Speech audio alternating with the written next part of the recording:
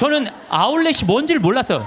뭐 여주 쪽에 엄청나게 큰 아울렛이 있더라고요. 그래갖고 강의할 때 양복 없으니 양복 한번 사러 가자. 양복 딱 들어갔는데 웃돌이 하나를 골랐는데 200만 원 하나에. 그래갖고 내가 딱 접어두고 가자. 그래갖고 문정동 아울렛에 가갖고 50만 원을 가지고 이게 그거 거기서 산 거예요. 양복 두 벌. 양복 두 벌. 내가 평화방송에서 찍는 게 거기서 산 거예요. 양복 두 벌에 바지 4개.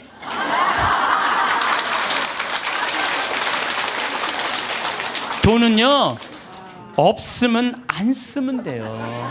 안 쓰면 돼요. 없는데 쓰려고 그러니까 고통스러운 거예요. 돈이라는 건요, 우리가 너무 나쁘다고 생각할 필요도 없고 너무 좋다고 생각할 필요도 없어요. 내가 돈의 노예가 안 되고 돈을 내가 부리는 주인이 돼야 돼요.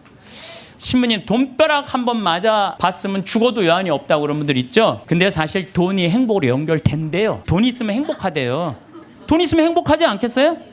근데 어떤 사람한테 돈이 있으면 행복하냐면은 평생 주식이나 복권으로 얻게 된 일확천금이 아니고 안정적으로 늘어난 사람들에게 돈이 행복을 준다는 거예요. 잘 버는 것도 중요하지만 쓸 줄 모르면 진정한 부자가 아니에요. 여러분들 자녀들한테 뭐라고 그래요? 돈이란 몰라도 되고 크면 자연히 알게 되는 것이라든지 돈 일찍 아는 건 아이답지도 순수하지도 못한 것이라고 말하는 거 잘못된 거예요. 돈의 가치를 정확하게 알려줘야 돼요. 돈은 소중한 거다. 돈은 우리 인생 살아가는데 꼭 필요한 거다. 그런데 어떻게 벌어야 된다?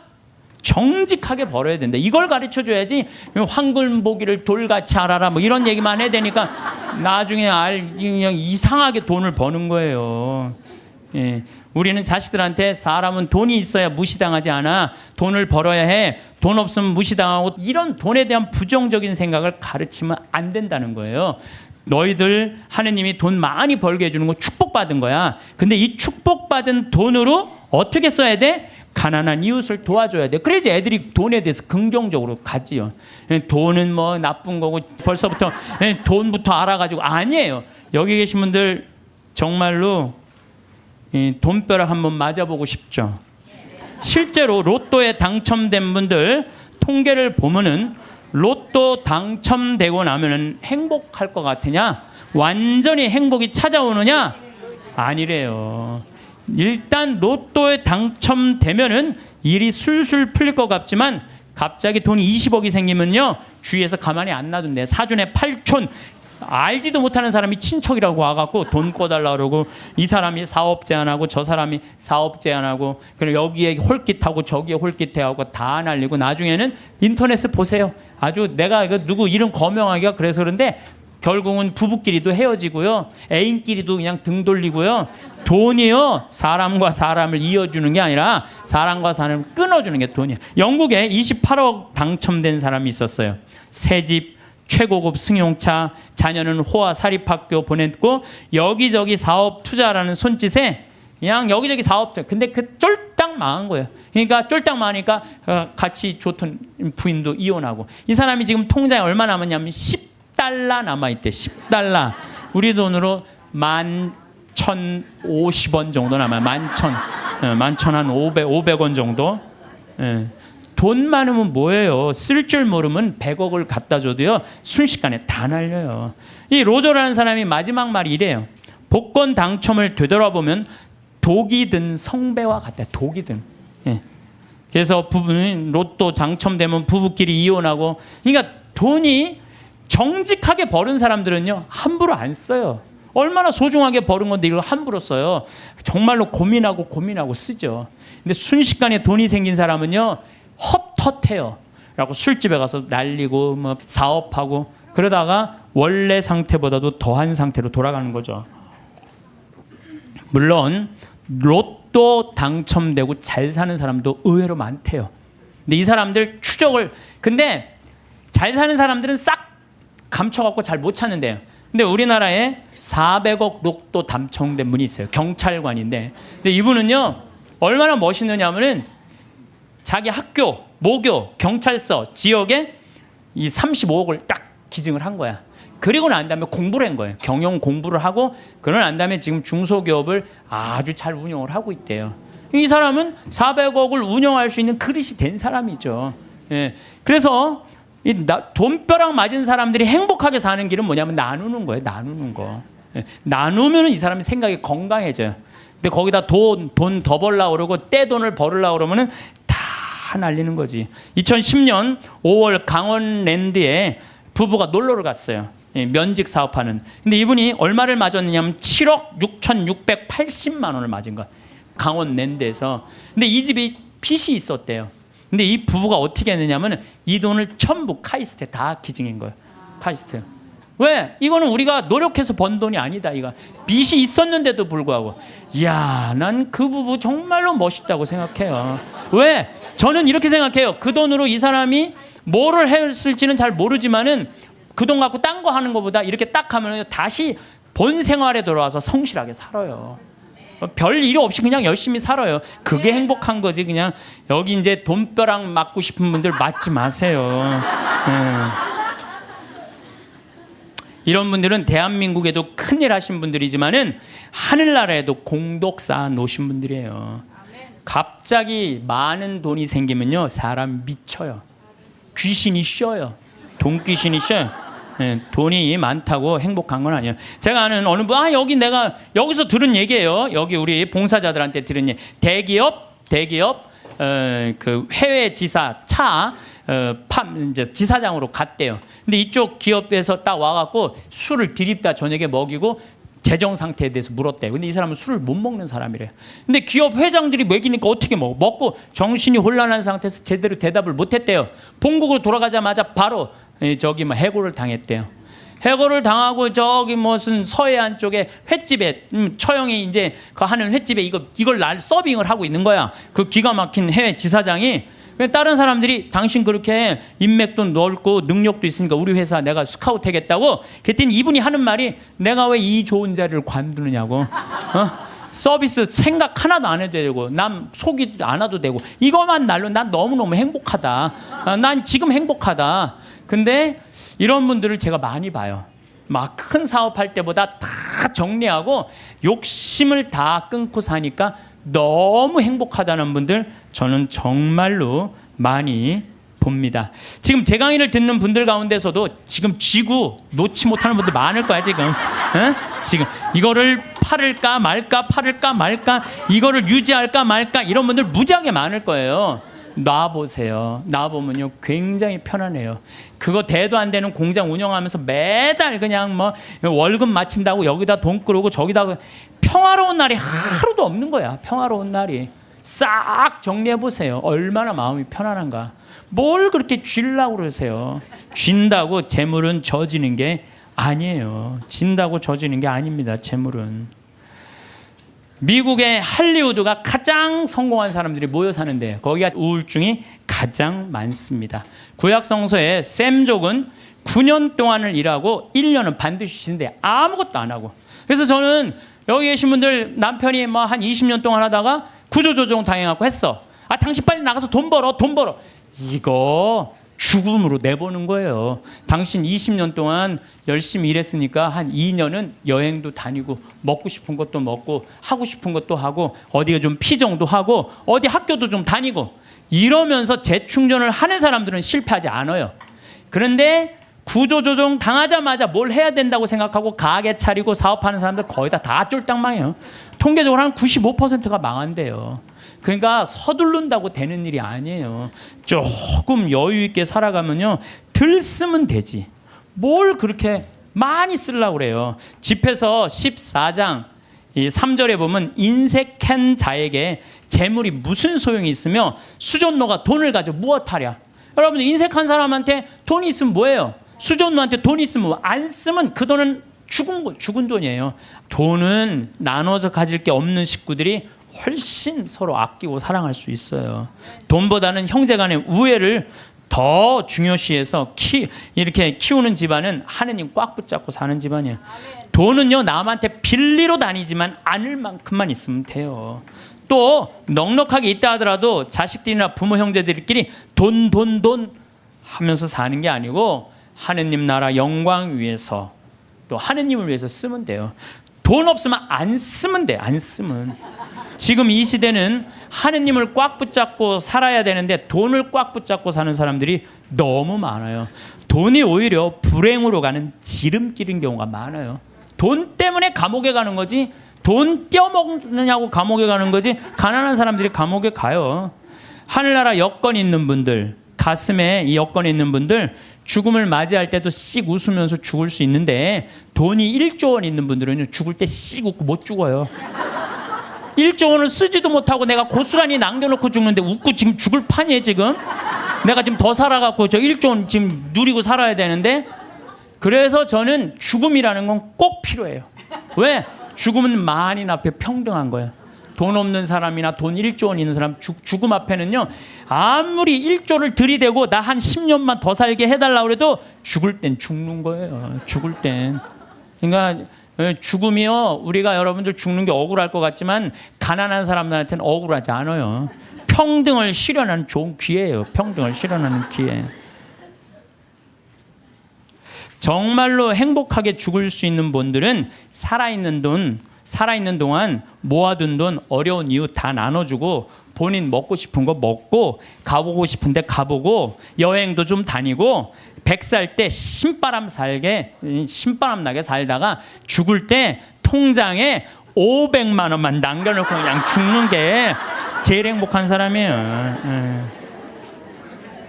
만약에 여러분들 모은 재산 써보지도 못하고 그대로 놔두고 죽잖아요. 그러면은요, 자식들이 네가 더 갔느냐 내가 더 갔느냐 서로 싸우면서 원수돼서 안 만나는 경우 많습니다.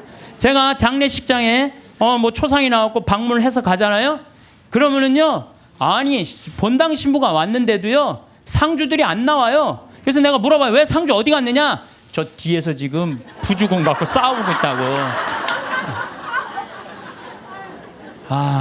정말 답답한 일이죠. 답답한 일이에요. 우리 큰형님한테 들은 얘기인데, 제가 잘 아는 분이, 큰형님이 잘 아는 분이 평소에 아주 가난하고 검소했대요. 그래서 자식들이 부모한테 돈이 많이 있는지 몰랐대요. 근데 아버지가 돌아가셨는데 통장에 10억이 있더래요. 그 아버지가 가난하고 검소하고 통장에 10억 들어있는지 몰랐을 때는 형제들이 우애가 좋았대요. 근데 10억이 딱 통장에 들어오니까 큰아들이 딱 쥐고 안 나눠주더래요. 나눠준다 말만 하고 계속 안 나눠준 거야. 그러면서 이게 법정 싸움이 간 거예요. 그래갖고 다 원수가 돼갖고 서로.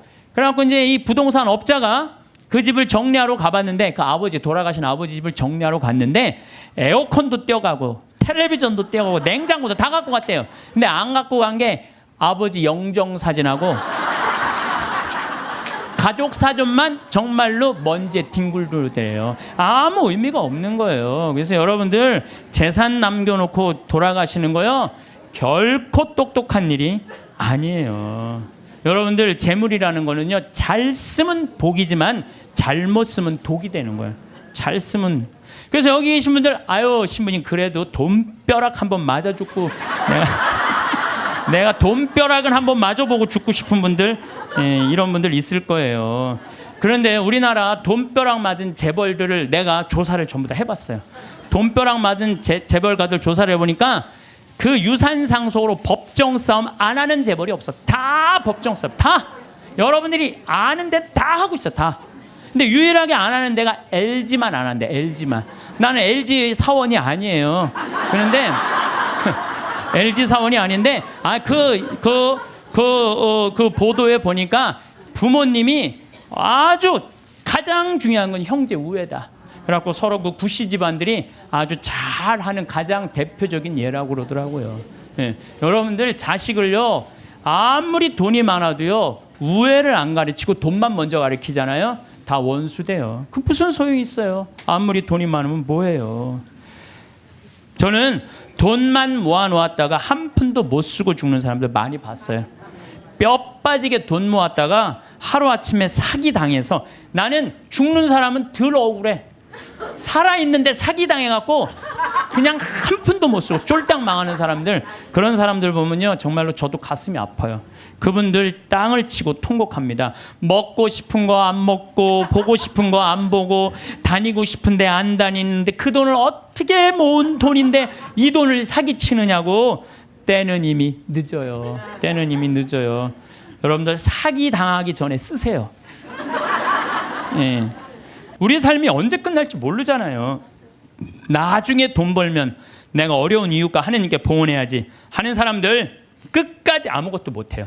나중에 돈 벌면 한다는 사람 끝까지. 나는 나중에 보자는 놈 하나도 안 무섭고 나중에 하느님한테 봉헌하겠다는 사람 하나도 안 믿어요. 내가 본당 신부할 때 정말로 잘 먹고 잘 살 때는 성당 찾아오지도 않아요. 근데 그냥 쫄딱 망하면 어디 하소연할 때도 없고 나한테 와서 그냥 하는 얘기가 신부님 내가 이렇게 망할 줄 알았으면 성당에 신축금이라도 많이 해야 하는데 쫄딱 망하고 와갖고 그냥 돈 있을 땐 눈에 뵈는 게 없는지 세상 무서울 것 없는 것처럼 거만하게 행동하다가 쫄딱 망하면 성당에서 나한테 그리고 이제 하소연하면서 더 화가 나는 게 돈 좀 꿔달라는 거. 돈 좀. 내가 돈이 어딨어요. 그리고 저는요 신념이 뭐냐면 그 달에 번 건 그 달에 다 쓰자. 이게 내 신념이에요. 그러니까 나는 누가 와서 사기 치려고 해도 사기 당할 돈이 없어요. 그 달에 번 건 그 달에 다 쓰는데 사기 당할 돈이 어디 있어요. 여러분들 나중에 돈 벌면은 어려운 사람 돕겠다는 사람 이 생각하는 사람 아예 머릿속에서 지우세요.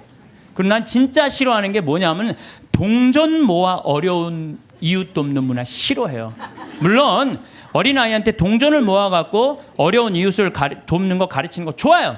하지만 우리 문화 전체가 쓰다 남은 동전 가지고 어려운 이웃을 돕는다. 이건 정말로 나쁜 거예요. 내가 재산 중에 정말로 일부분을 소중한 일부분을 떼어서 어려운 이웃을 도와준다고 할 때 그건 의미가 있는 거예요. 여러분 2006년에요.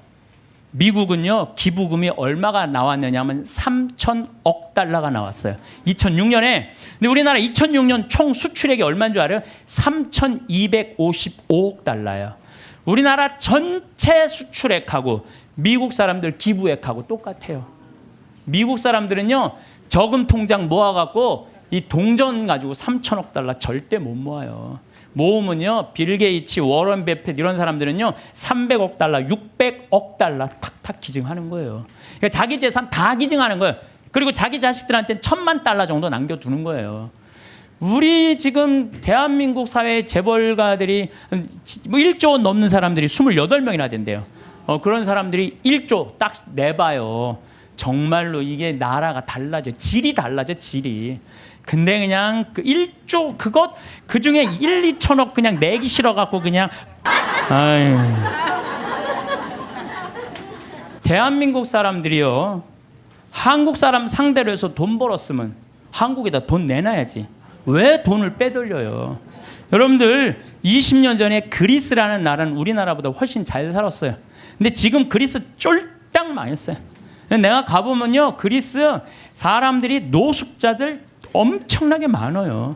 예. 왜 쫄딱 망했어요? 그렇게 잘 사는 나라가 부자들이요 세금 다 해외로 빼돌린 바람에 그 나라 망한 거예요. 나라가 없으면은요 돈이 아무리 많아도 소용없어요. 나라가 없으면 국민들이 돈이 없는데 그 사람 돈 벌 수 있겠어요? 나라가 잘 살아야지 부자들도 잘 사는 거예요. 세금을 내야지. 왜 떼먹어요? 왜 떼먹어? 세금 떼먹는 사람들 이렇게 보면은 왜 루카복음 12장 16절부터 21절까지가 생각나는지 몰라. 이게 무슨 얘기 나오냐면 부자가 소출이 너무 많았어. 그랬더니 고민해요. 이 많은 소출을 어떻게 할까? 그래. 내가 창고를 헐고 더 큰 창고를 줘서 내가 거기다 소출을 다 넣고 영혼에게 말하리라. 영혼아 걱정하지 마라. 너 먹을 거 많으니까 몇 년 동안 푹 쉬어라. 그랬더니 하느님이 와서 뭐라 그래? 아니다. 네가 좀 하늘나라에서 푹 쉬어야 되겠다.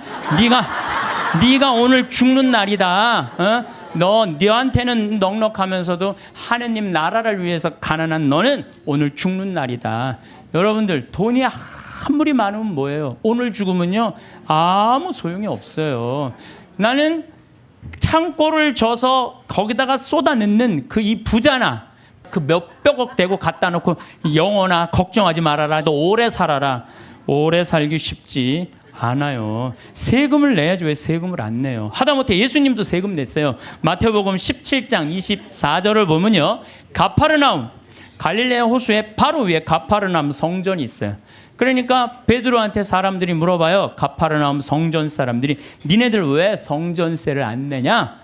근데 성서를 보면 베드로는 역시 똑같아요. 일단 낸다고 우겨요. 낸다 우리. 성서를 보면 굉장히 웃겨요. 낸다 우리. 그리고 이제 예수님한테 가서 물어봐요. 예수님 성전서 내려는데 어떻게 하면 좋으냐고. 그랬더니 예수님이 너 가서 물고기 잡으면은 그 물고기 입에 한 스타테르가 있을 것이다. 그거 내라. 스타테르는요 그리스로 은하 한 입인데 그거는 돈이 얼마냐면 우리 이 대한민국 지금 기초 아주 최저 하루 근로비의 4배.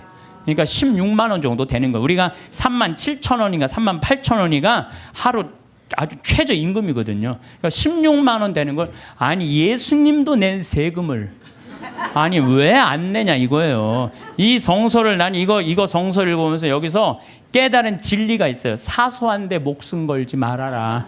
예수님도 지금 가장 큰 일은 뭐야? 하늘나라를 위해서 이 예루살렘에 올라가고 십자가 못 박혀 돌아가셔야 돼. 근데 그 세금 안 낸다고 우기면은요 아예 유대인 취급도 못 받아요. 그거 16만 원 뭐 많이 돈 드느냐? 그리고 그냥 스타테로 낸 거예요. 사소한데 목숨 걸지 말라는 거예요. 요즘 부자들 보면은요 자기 재산이 1조 원이나 되는데 그 한 1,000억, 2,000억 내는 게 뭐가 아까워. 1,000억, 2,000억 내도 얼마가 남아요? 8,000억이 남아요. 8,000억. 아니 그 8,000억은 생각하지 않고 그 2,000억이 아깝다고 그걸 안 내갖고 감옥에 지금도 감옥에 간 사람 있잖아. 며칠 전에 어젠가 그제 갔잖아요 감옥에. 그 많은 돈을 가지고도 왜 감옥을 가요? 내면 되지. 왜 사소한데 목숨 거냐 이거야. 내 얘기는 그냥 통 크게 내면 되지. 저는 부자들은 하늘나라 들어가기가 낙타가 바늘구멍 뚫고 지나가는 것보다 힘들다고 한 예수님 말 저는 이해가 돼요. 여러분 혹시 지금 여러분들 10,000원 갖고 있어요. 10,000원 갖고 있으신 분들 내가 저 1,000원 좀 주실래요? 커피 한 잔 좀 뽑아 먹게. 그럼 여러분들 저한테 1,000원 줄 거야 안 줄 거예요? 주죠. 줘요. 아이 10,000원 중에 1,000원은 괜찮아요. 근데 만약에 여러분들이 1,000억을 갖고 있어. 1,000억을 갖고 있는데 내가 나 좀 돈 좀 쓰게 100억만 달라 그러면 여러분들 100억 줄 것 같아 안 줄 것 같아요? 이거 쉽지 않아요. 1,000원하고 100억하고는 달라요. 1,000원하고. 그래서 돈이 많은 사람들은요 아마 지금 여기 있는 분들 준다 그래도 막상 1,000억 갖고 있는데 내가 100억 달라면 못 줘요. 100억이 그게 남의 집 애 이름이에요. 근데 나는 100억 필요 없어요. 근데 국가는 100억이 필요해요. 왜? 너 당신 대한민국을 상대해서 돈 벌었으니까 100억 주면은 이 100억 가지고 가난한 사람들 도와주겠다. 어려운 사람들 복지 이런 거 국가 문화재 이런 거 보호하겠다. 그러면은 좀 넓은 마음으로 내가 대한민국을 상대로 해서 돈을 벌었으면 내가 이 정도까지 은총을 받았으면 내가 100억 정도 내겠다. 이렇게 마음 먹으면은 아니 사람들이 존경하고 돈은 900억 남아있고 얼마나 좋아요. 근데 사람은요 이상해요. 900억은 생각하지 않고 그 100억이라는 엄청난 돈 이것도 아까운 거예요. 그러니까 그냥 갖다가 우리나라 한 달에 한 300만 원 버는 사람들이 세금을 한 36만 원, 40만 원 정도 내요. 그냥 공식적으로 국가에. 근데 한 10억 버는 사람들은 1년에 한 3억 정도 내요. 물론 부자들이 많이 내요. 일반 평범한 우리 셀러리맨보다도 많이 내요. 근데 셀러리맨들은 떼어먹을 수가 없어요. 뭐 얼마를 떼어먹냐고 그걸 떼어먹어. 다 내요. 근데 이 돈 많은 사람들은요. 하여튼 우리가 이해할 수 없는 방법, 상상도 할 수 없는 방법으로 돈을 떼어먹어. 그러다 걸려갖고 감옥에 가는 거죠. 요즘 대한민국 교육을 보면은 저는 훌륭한 인격 쌓는 교육은 안 시키고 돈 쌓는 훈련만 시키는 것 같아요. 돈 버는 것만 가르치는 거예요. 돈 버는 법만 가르치고 돈을 제대로 의미 있게 쓰는 법을 안 가르치기 때문에 갑부가 돼도 단 한 푼도 나라를 위해서 어려운 이웃을 위해서 쓸 줄 모르는 분들 이런 분들을 뭐라고 그러냐면 졸부라고 그래. 졸부. 돈은 많은데 쓸 줄 모르는 사람들을 우리가 뭐라 그래? 졸부라. 졸부. 대부분은 안 그러시겠지만 금융가들, 재벌가들, 정치인들은 돈 쌓는 재미로 눈에 뵈는 게 없어요. 법도 그냥 눈에 안 보여. 그래갖고 정의라고는 찾아볼 길이 없고 정의로운 사회라는 인식 자체를 하지 않는 것 같아요. 내가 강원도 사람이잖아요. 원주에 사시는 김영문이라는 분은 원주 근처 한 38개 복지시설에 이제까지 짜장면을 몇 개를 만들어줬냐면 7만 2천 그릇을 만들어줬대. 이 사람이 부자냐? 운전기사인데 한 달에 120밖에 못 벌었대요. 근데 그 월급의 일부를 나눠서 짜장면을 자기 쉬는 날, 그래갖고 막 짜장면을 만들기 위해서 막 살림살이를 하니까 부인이 저게 딴 살림 차렸나 그럴 정도로 오해할 정도로. 그러니까 친구가, 정육 좀 하는 친구는 뭐라 그래요? 야, 내가 너 그렇게 짜장면 어려운 사람들 고아원 양로원에 가서 봉사하는데 내가 고긴 내가 대주마.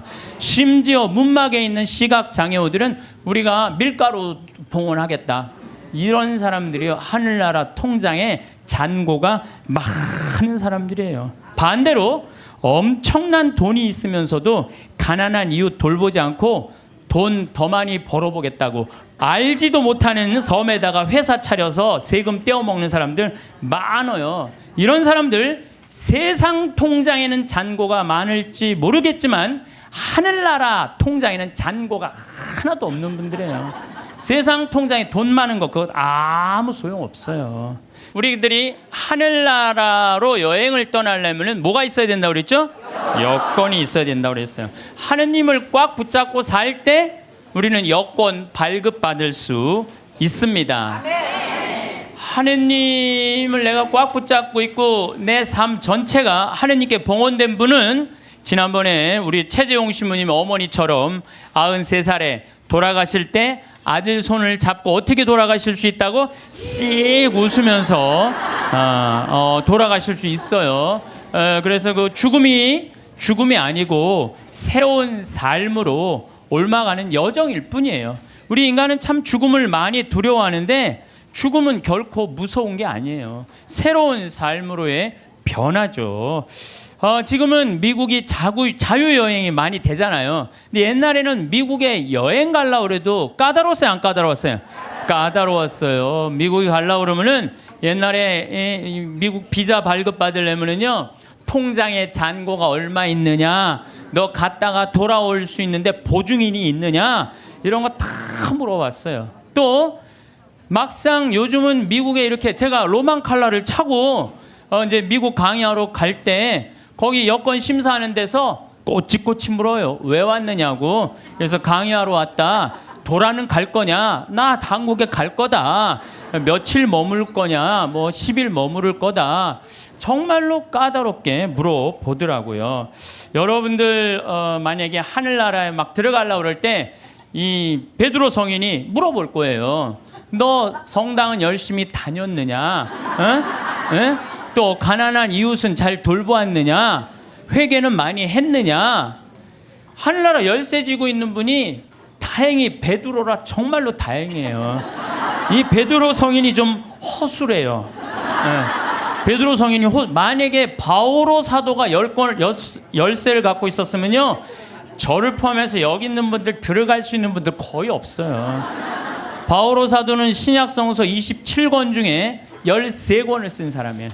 얼마나 똑똑한 사람인지 몰라요. 그 똑똑한 사람들이 여러분들한테 따지면 여러분들 뭐 말 대꾸 제대로 할 수 있을 것 같아요?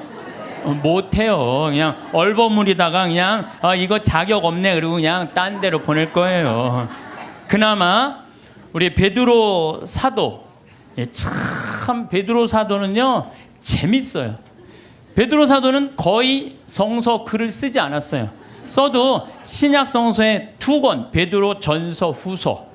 근데 얼마나 웃기냐면은 베드로 전서 5장, 후서 3장.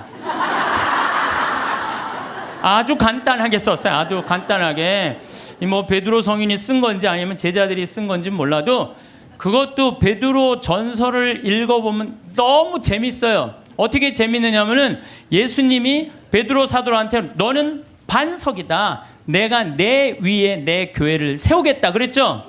그래서 이 베드로 성인은요 돌에 대한 게 굉장히 관심이 많았던 것 같아. 그래서 이 베드로 사도 예수님 표현하는 걸 보면은 사람들에게는 버림을 받았지만 하느님께 선택된 값진 돌 얘기만 해요. 베드로 전설을 보면은 내가 시온에 돌을 놓는다. 선택된 값진 모퉁이 돌이다.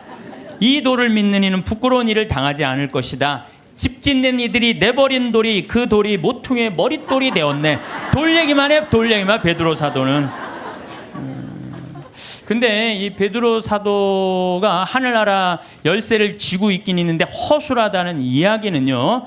예수님께서 이제 예루살렘으로 올라가면서 그 이제 올라가는 길에 얘기를 해요. 나는 너에게 내 교회를 세우겠다. 그리고 그 얘기 하시자마자 뭐라고 그러냐면 나는 예루살렘에 올라가면은 순환을 당하고 죽을 것이다. 그랬을 때 베드로가 뭐라고 그러냐면 아이코 맙소사. 그런 일은 결코 일어나지 않을 것입니다. 내가 당신 지키겠다 이거예요. 지금 예수님은 죽으러 올라가는데 베드로는 국무총리 되려고 올라가는 거예요. 지금 예수님 생각하고 베드로 생각하고 완전히 달라요. 베드로는 하늘나라를 이해하지도 못했어요. 그러니까 이런 말을 하는 거예요. 아이쿠 맙소사. 주님, 그런 일은 결코 일어나지 않을 것입니다. 그러니까 예수님이 바로 뭐라고 그러냐면은 사탄아 내게서 물러가라. 너는 나에게 걸림돌이다. 돌 얘기 많이 나오죠. 너는 나한테 걸림돌이다. 너는 하느님의 일은 생각하지 않고 사람의 일만 생각하는구나. 예수님은 하느님의 일로 인류를 구원하시기 위해 십자가에 못 박혀 돌아가시려고 그러는데 베드로는 뭐 하려고 올라간 거예요? 국무총리 하러 근데 국무총리 왕이 돼야지 국무총리 될 거 아니에요. 근데 죽는다니까 아이쿠 맙소사. 결코 주님 그런 일은 일어나지 않을 것입니다. 그러니까 예수님이 뭐라 그래요? 사탄아 내게서 물러가라. 너는 하느님의 일은 생각하지 않고 사람의 일, 국무총리 될 일만 생각하는구나. 예수님이 또 그래도 그렇지. 바로 전에 내가 내 위에 내 교회를 세우겠다 그러다가 또 바로 사탄아 물러가라 그냥. 예수님 믿는 거 쉽지 않아요. 예수님 아주 당황스러운 일들을 너무 많이 하셔갖고 베드로는 예수님이 붙잡히니까 3번이나 예수님을 배반해요. 3번이나. 먼저 예수님 붙잡히고 다른 제자들은 그래도 다 도망가도 그래도 베드로가 그 12 중에 나요. 그래도 예수님 따라가고 어떻게 되나 지켜보려고 따라갔어요. 그러니까 그 종이 뭐라 그래요? 당신도 그 갈릴리아 예수랑 같이 다니는 사람이군요. 그러니까 이 베드로가 뭐라 그래요? 이 여자가 무슨 말을 하는지 이 여자가 지금 무슨 말을 하는지 모르겠네 이래요. 근데 당신 정말 그 사람하고 있었는데 그랬더니 나는 그 사람을 알지 못하오 그래요. 참, 이 베드로가 할 일이에요? 예수님하고 정말로 내 위에 내 교회를 세운다 그러고 정말로 주님 그런 일은 내가 보호하겠습니다. 막 이런 사람인데 나는 그 사람을 알지 못하오. 그러니까 3번째로 확실히 당신 그 사람 예수 그리스도와 예수와 같이 다니던 사람 맞는데 그러니까 베드로는 이렇게 얘기해요. 내가 내 말이 거짓말이라면 1000벌이라도 받겠다고 맹세하면서 나는 그 사람을 모르고 그래요. 아주 배신을 해도 확실히 해요. 확실히. 얼버무리고 한 게 아니라 확실히 배신을 해요. 예수님 배반 3번 했죠. 따라가는 이유도 몰랐죠. 그리고 베드로는요 냉담 생활도 해요. 어떻게 냉담 생활을 하냐면 예수님 십자가 못 박혀 돌아가셨어요. 돌아가시니까 베드로가 뭐라고 그러냐면 나는 물고기 잡으러 간다 그래요. 물고기 잡으러 간다는 얘기는 뭐야? 내가 예수님 따라다니기 전 생활로 돌아간다는 거예요. 이게 냉담이지 뭐예요? 냉담. 지금 수제자라는 사람이 그래갖고 가서 물고기 잡아요. 그때 예수님이 나타나잖아요. 많이 잡았느냐. 그러니까 그 기간 동안 냉담한 거 냉담. 그러니까 짧게 냉담까지 한 사람이 냉담까지. 그런 사람이 하늘나라 여권 심사한다고 이렇게 서 있는 거예요.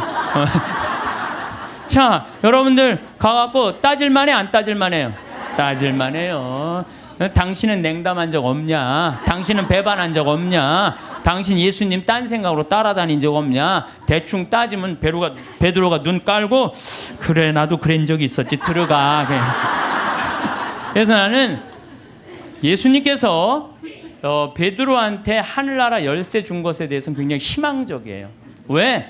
그 실수투성인 그 베드로한테 열쇠를 줬다는 것은 우리들도 실수투성이에요. 저나 여러분이나 인생 살다 보면 흠없는 사람들이 있어요? 흠투성이에요. 그런데 그 기가 막힌 배반까지 한 베드로, 냉담 생활까지 한 베드로를 하늘나라에 열쇠를 주고 그 위에 교회를 세운 하느님은 얼마나 마음이 넓으시겠어요. 그렇지 않겠어요? 네. 그러니까 여러분들이 정말로 회개하고 믿기만 한다면 하느님이 여러분들한테 하늘나라 아주 활짝 문 열어놓고 기다리고 계실 거예요. 근데 문제는 베드로는 마지막에 어떻게 했느냐? 마지막에요. 바티칸 지금 그 베드로 성전이 언덕이거든요. 거기에 십자가에 제대로도 아니고 거꾸로 못 박혀서 죽었어요. 내가 어떻게 감히 스승님하고 똑같이 똑바로 매달려 죽느냐라는 그럴 자격 없다. 거꾸로 얼마나 고통스럽게 해서 피가 거꾸로 몰리는 건데. 그러니까 마지막에 정말로 하느님 증언을 확실하게 하고 갔죠. 베드로만 그런 게 아니야. 다 두고 도망간 제자들. 그러니까 12사도가 요한 사도만 빼놓고 다 목숨 순교를 하고 죽어요. 그래서 이 사도들이 예수님 따라다니다가 배신도 하고 자기네들끼리 누가 높냐 싸우기도 하고 뭐 어쨌든 속을 많이 썩였지만 마지막은 어떻게 죽었어요? 은총지휘 속에 죽었다는 얘기예요. 은총지휘 속에 하느님을 증거하다가 마지막에 죽었다는 거예요. 그래서 여러분들도 죽을 때 가장 잘 죽는 게 중요해요. 죽을 때 죄악 속에서 죽으면요, 그건 회개의 기회가 없는 거예요. 항상 기도할 때 내가 죽을 때 잘 죽을 수 있도록 주님 저를 도와주십시오라고 여러분 항상 기도해야 돼. 그래갖고 항상 죽음을 잘 맞이할 수 있도록. 그래서 늘 주님을 증거하고 주님 속에서 살아갈 때, 돌아가실 때 씩 웃으면서 죽을 수 있다는 얘기죠. 우리가 미국 여행 갈 때 옛날에, 지금은 안 그렇지만 은행 통장에 잔고가 얼마나 있느냐, 뭐 3천만 원, 5천만 원 있느냐에 따라서 여권 비자 발급 받는 게 쉬웠어요. 우리도 하늘나라 갈 때 하느님이 물어볼 거예요. 너 하늘나라 은행 통장에 잔고가 얼마나 있느냐? 여러분들 하늘나라 통장에 잔고가 얼마나 있어요, 여러분들? 아, 내가 이거 하늘나라에 저금하는 거야라고 저금해둔 돈들, 내가 이거 하늘나라에 저금하는 거야라는 마음으로 저금한 것들. 그 가끔 그런 거 있잖아요. 내가 어딜 도와줄 때 이게 좀 힘든 돈이야. 내가 1,000만 원, 2,000만 원을 도와야 돼. 그래야 내가 이거 하늘나라에 저금하는 거야. 탁 도와주는 액수가 여러분들 얼마나 돼요? 잔고에 하나도 없는 분들도 있을 수 있어요. 날 위해서 쓰다 보니까 하늘나라에는 하나도 안 쌓아놓을 수가 있어요. 마태복음 25장 보면은 이 마지막 날 최후의 심판 때 한쪽 오른쪽 양들은 오른쪽으로, 염소는 왼쪽으로 갈라요. 그리고 예수님이 이렇게 말해요. 너희들은 내가 굶주렸을 때 먹을 것을 주었고, 목말랐을 때 마실 것을 주었고, 나그네 되었을 때 따뜻하게 맞아 주었고, 헐벗었을 때 입을 것을 주었고, 병들었을 때 돌보아 주었고, 감옥에 갇혔을 때 찾아 주었다. 그러니까 오른쪽에 있는 양들이 그래. 언제 내가 그랬어요? 내 이웃 하나한테 해준 것이 곧 나에게 해준 것이다. 기가 막힌 말이죠. 우리 동학사상 1800년에 마지막에 그 동학사상 할 때 인내천사상이라고 그랬죠. 사람 안에는 하늘이 있다. 우리 안에는 전부 다 하늘이 들어있다. 예수님은요, 우리를 다 당신의 분신으로 생각했던 거야. 여기 있는 분들 전부 다 누구 분신이야? 예수님 분신이에요. 내가 언제 당신 목말랐을 때, 굶주렸을 때, 헐벗었을 때, 병들었을 때 언제 돌봐줬느냐? 내 이웃한테 해준 것이 곧 나에게 해준 것이다. 그러니까 여러분들 정말 병들고 정말 아프고 헐벗고 가난한 이웃에게 해주는 건 곧 누구한테 해주는 거예요? 이거 통장 잔고 많은 거예요, 적은 거예요? 많은 분들이에요. 근데 왼쪽에 있는 염소들한테는 뭐라 그래? 너희는 내가 헐벗었을 때, 목말랐을 때, 굶주렸을 때, 병들었을 때, 감옥에 갔을 때 한 번도 찾아온 적이 없다. 내가 언제 주님인 줄 알았으면 우리가 찾아갔는데 언제 주님께서 그러셨느냐고. 내 이웃에게 해주지 않은 것이 곧 내게 해주지 않은 것이다. 여기 계신 분들 가운데 무료 급식에 참여하시는 분들, 감옥, 교도소 봉사하시는 분들, 병원, 내가 병원 봉사자들한테 강의 많이 다녀. 여의도 뭐 순복음병원, 여의도 교회, 여의도만 나오면 순복음이 나오네. 여의도 성모병원, 강남 성모병원, 뭐 인천병원 이렇게 내가 봉사자들한테 강의 많이 다녔거든요. 근데요, 병원에 봉사자들이 200명, 300명 돼요. 우리 천주교 교우들이. 이분들 다 뭐 하는 거예요? 하늘나라의 통장에 잔고가 가득 있어요. 우리는 매일 무언가를 향해 달려갑니다. 아침에 눈을 뜨면 오늘 해야 할 일들이 머릿속을 채우고 하루가 끝날 무렵엔 내일을 걱정하며 잠자리에 듭니다. 그렇게 하루하루가 지나고 어느 날 문득 이런 생각이 스칩니다. 나는 무엇을 위해 이렇게 살아왔을까? 더 많이 갖기 위해, 더 안정되기 위해, 더 인정받기 위해 애써온 것은 분명한데 정작 그 모든 것이 나를 어디로 데려다 놓았는지는 잘 모르겠다는 느낌. 그 낯선 감각이 때로는 불안으로, 때로는 허전함으로 찾아옵니다. 삶의 방향을 잃는 것은 어느 날 갑자기 일어나는 일이 아닙니다. 아주 천천히 어느 틈엔가 슬며시 일어납니다. 처음에는 분명히 알고 있었습니다. 무엇이 중요한지, 무엇을 위해 노력하는 것인지. 그런데 어느 순간부터 그 기준이 조금씩 흐릿해집니다. 중요하다고 여겼던 것들이 뒷전으로 밀리고 눈앞의 것들이 점점 크게 보이기 시작합니다. 그리고 그 눈앞의 것들 중에서 가장 자주, 가장 강하게 우리를 끌어당기는 것이 바로 돈입니다. 돈은 분명 필요한 것입니다. 이것을 부정하는 것은 솔직하지 않습니다. 먹고 살기 위해, 아프지 않기 위해, 사랑하는 사람들을 지키기 위해 돈은 필요합니다. 돈이 있으면 선택의 폭이 넓어지고 없으면 삶이 좁아지는 것도 사실입니다. 그러니 돈을 중요하게 여기는 마음은 지극히 자연스럽습니다. 그런데 문제는 돈이 필요한 것에서 벗어나 삶의 기준 자체가 되는 순간 생겨납니다. 어떤 선택 앞에 섰을 때 옳은가 그른가가 아니라 이것이 나에게 이득이 되는가 아닌가만 묻게 되는 순간, 누군가를 대할 때 그 사람이 어떤 사람인가 보다 내게 얼마나 도움이 되는 사람인가를 먼저 계산하게 되는 순간, 그 순간부터 삶은 조금씩 다른 방향으로 흘러가기 시작합니다. 눈에 보이는 것은 오히려 많아집니다. 가진 것도 늘고 이룬 것도 생깁니다. 그런데 이상하게도 마음은 점점 좁아집니다. 예전에는 그냥 지나쳤을 일들이 신경 쓰이기 시작하고 작은 손해에도 마음이 불편해집니다. 넉넉해지는 것 같은데 실제로는 더 조바심이 납니다. 더 가질수록 더 잃을까 두려워지고 더 안정될수록 그 안정이 흔들릴까 불안해집니다. 이것이 돈이 기준이 되어버린 삶이 만들어내는 역설입니다. 그리고 그 역설은 생각보다 훨씬 조용하게 삶 속으로 스며듭니다. 어느 날 갑자기 내가 달라졌다는 것을 느끼는 것이 아닙니다. 그냥 어느새 이런 사람이 되어 있습니다.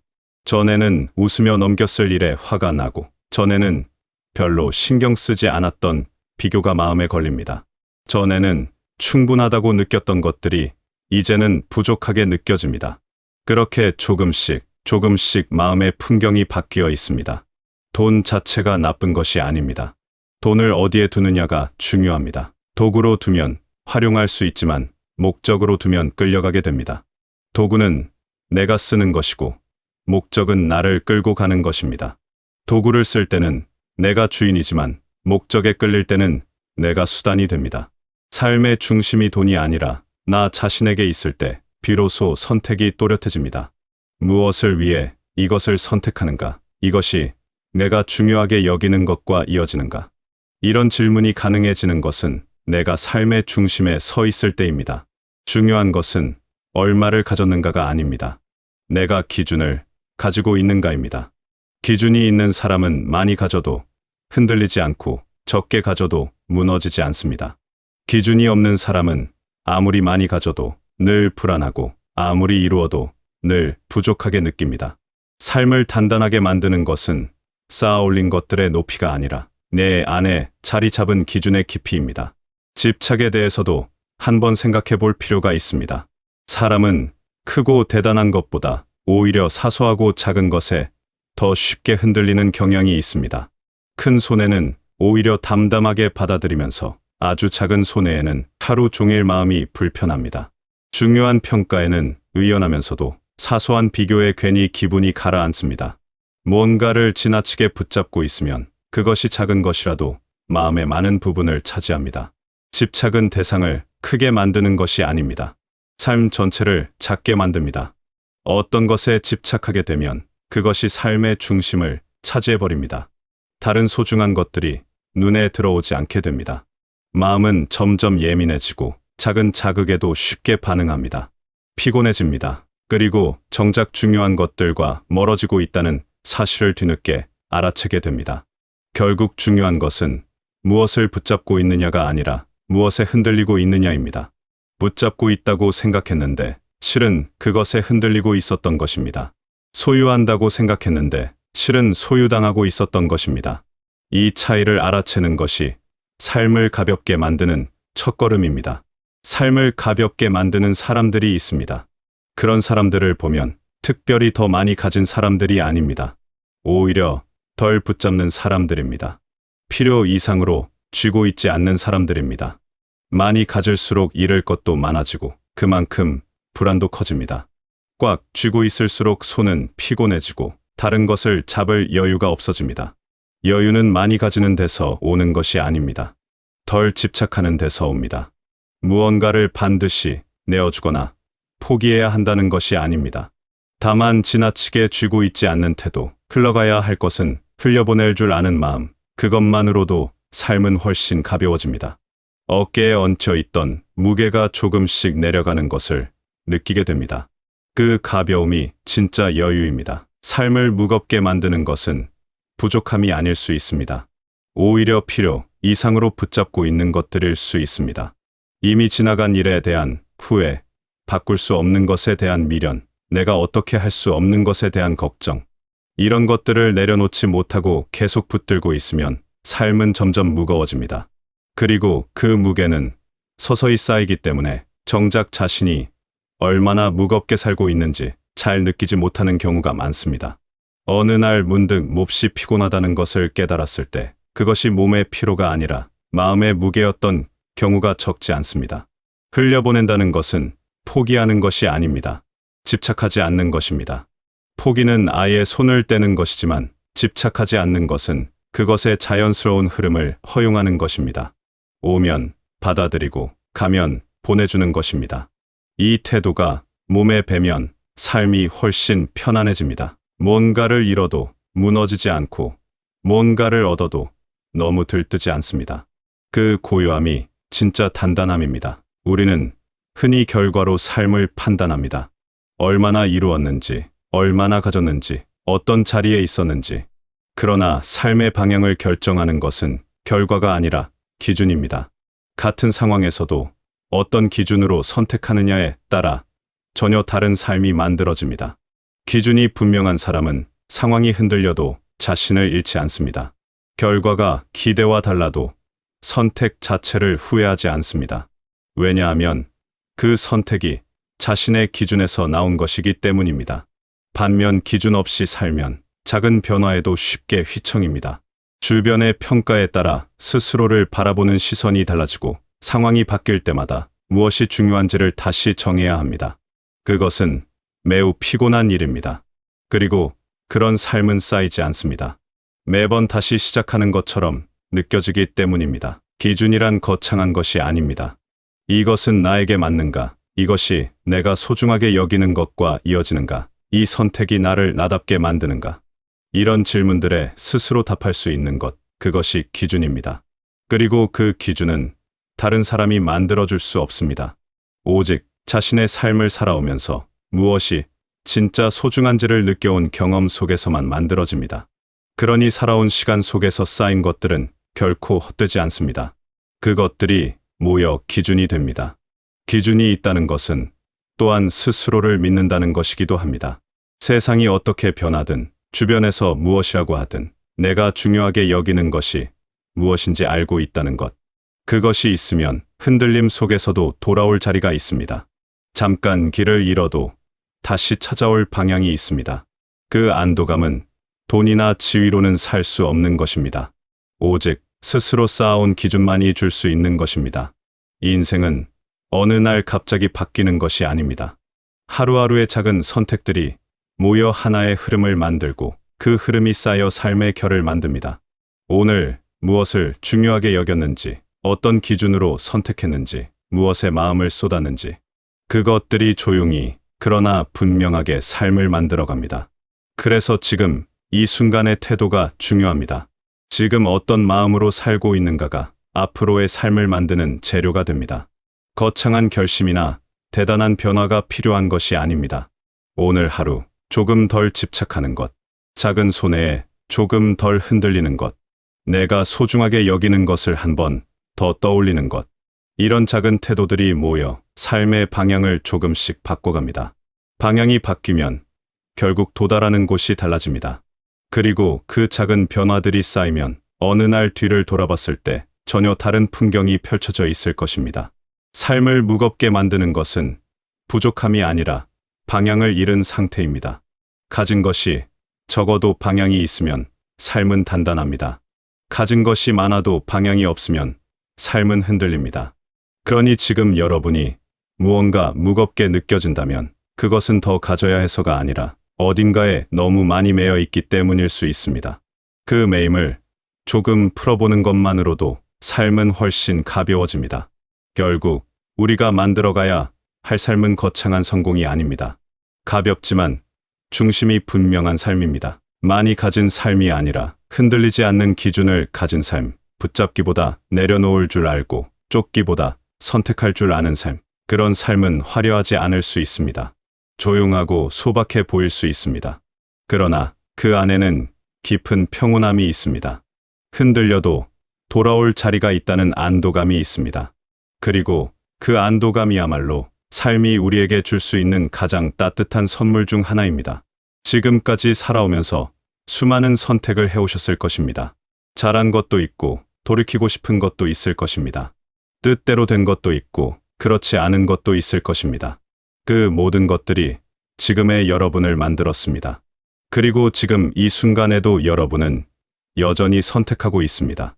무엇에 마음을 두고 무엇을 중요하게 여기고 무엇은 흘려보낼 것인지를. 그 선택들이 모여 앞으로의 삶을 만들어갈 것입니다. 지금까지 걸어온 길이 얼마나 고단했든 지금 이 자리에 서 있다는 것 자체가 이미 단단한 삶의 증거입니다. 여러분의 삶은 아직 흐르고 있습니다.